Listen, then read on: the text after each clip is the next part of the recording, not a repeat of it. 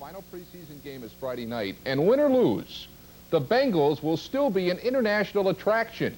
Our lonesome George Vogels has the story of the Bengals fans across the sea. Bengal fans come from all over the tri-state area, but rarely do they come from across the Atlantic Ocean.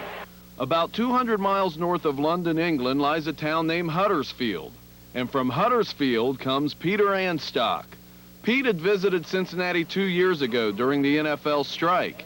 He fell in love with the Bengals, but suffered along with everyone else through scenes like these.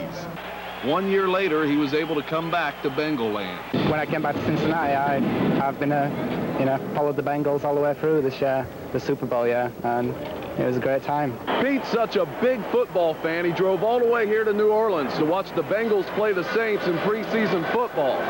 Heck, I know people who wouldn't walk across their own street to watch preseason football. Pete made the trip with one of his Cincinnati friends, Steve Sabo. Talking football with Steve is easy for Pete, but if he has to talk to someone from England about American football, it can get tough. Of course, they're used to soccer, and in soccer, the game clock is rarely stopped. I told my father that the game is like 3 hours long, and he's like, the clock only goes for an hour. And, he can't believe that there's so many stoppages, and that's kind of a strange thing.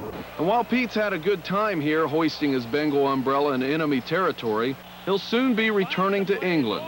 But he'll still have good reason to root for the orange and black. There's a guy in England who's a San Francisco 49ers fan. He's the only person I've ever seen. He's from my university, and he's got a 49ers jacket, so I'll be back there now with a Bengals jacket, so that's going to cause some rivalry there. Imagine that.